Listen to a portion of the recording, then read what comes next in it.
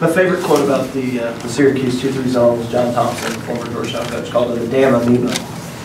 Talk about what you see out of that defense and what makes it work for JJ. A lot of things. Number one, really good players, big, long, because they play it pretty much exclusively. They've seen just about everything and know how to adjust to it quickly.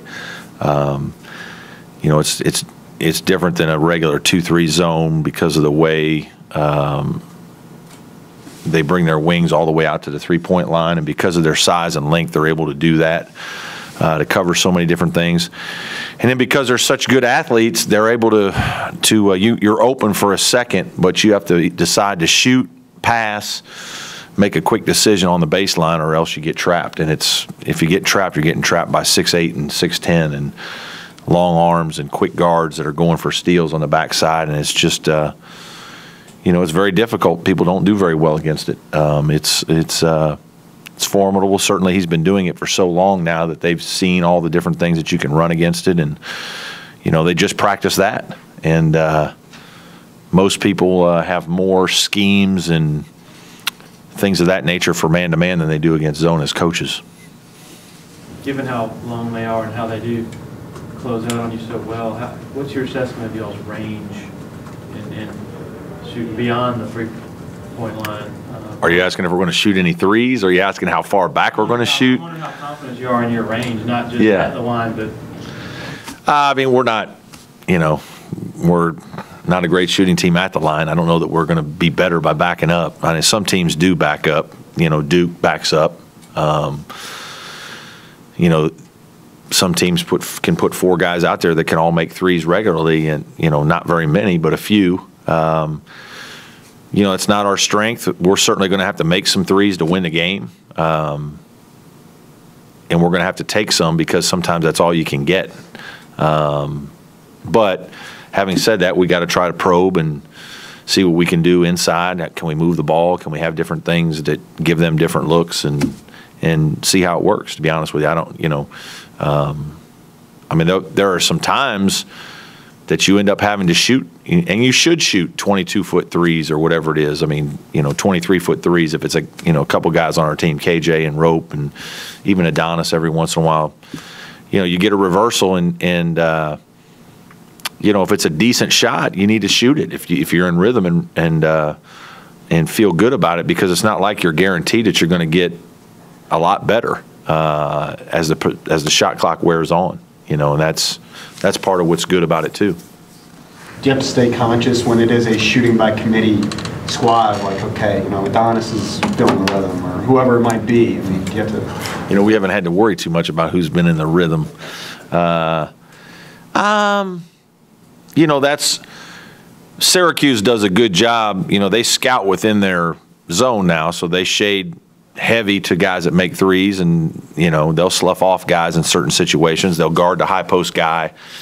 You know, if you put a good player in there, they're not just going to, you know, everybody thinks they just back off. They back off against a lot of guys. They don't back off against good players. If you throw it to the high post and there's a good player, the 5-man will come up and attack them, and the other guys either fan out and dig on dribblers and do different things. So I mean, they adjust, and they're going to do what they need to do.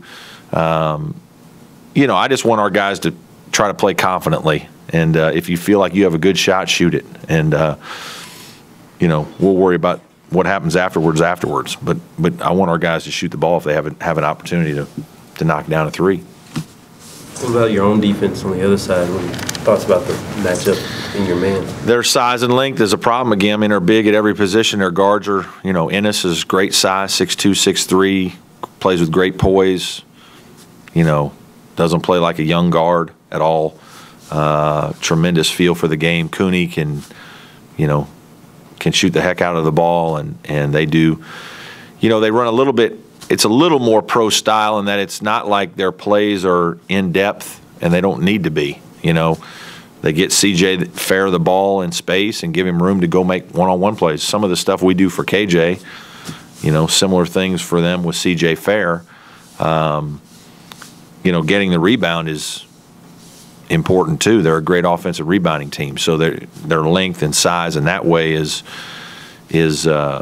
is problematic with Christmas and Grant and Fair and all those guys attacking the glass. But they just, you know, they execute, you know, 12, 15 plays, put their guys in situations, you know, put Ennis in ball screen situations to make reads. They get Cooney off screens and off ball screens, and they have Fair off all different kinds of action along the baseline and different spots to get him the ball in space. And then they do a little high-low stuff every once in a while for their post guys when they have matchup situations. So it's not complicated, but it's good because it fits their personnel, which is what you want your offense to do. And because their personnel is so good, it's hard to guard. Given the success that Bayhound's had with the zone, why do you think more people? There are more people that are using it. They're not. We don't have the kind of guys they have. You know, it's different if your guy at the wing 6'5" and their guy at the wing is 6'8" and 6'9". And I mean, it's just, that's one of the reasons why their zone is better, is their zone is so much bigger and more active in length. The second reason is they play it exclusively, and so he knows how to coach it better than anybody. And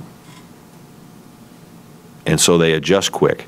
But there are more and more coaches that are looking at, you know, playing zone. A lot of coaches that you talk to, and I mean, we tried to steal a couple of things from them by watching film of their 2-3 zone and implement some things in our 2-3 zone, and it resembles nothing. They're nothing alike.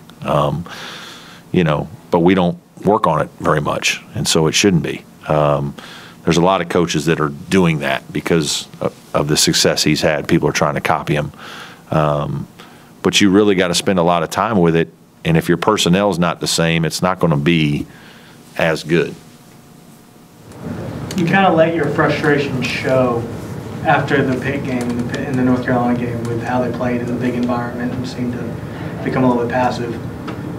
What do they have to do on Sunday to where you feel like you won't be frustrated with that after the game?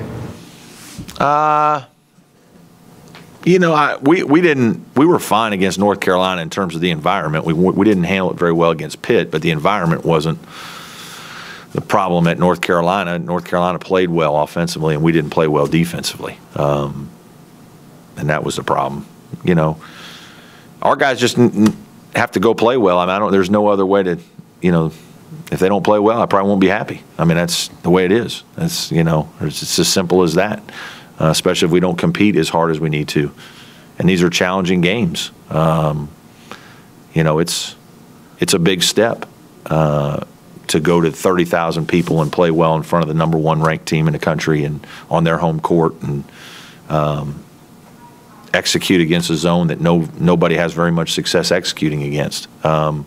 So, you know, I do want good effort, and I want our team to try to play with some confidence. Hopefully playing in some environments like that before will help us do that. We'll see. Do you bring up the #1 team, undefeated and all that stuff to your guys at all, or do you just kind of preach that? Not really. I mean, our guys know, you know, they know that those guys are undefeated and #1 in the country. They watch SportsCenter and do all that. We don't make much out of it.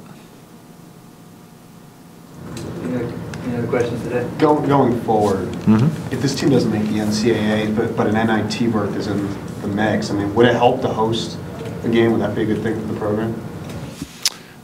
You know, I don't really want to talk about that now. I'm not worried about postseason and what all that means. I don't think that's what our team needs to hear. I don't think we need to be talking about it. I don't need to talk about it. They don't need to think about it. We need to think about grinding away. It's hard enough for us to win games. You know, we certainly want our goal at the beginning of the year was to be playing in March with a chance to advance. So our goal was to play in some postseason this year and see what that was.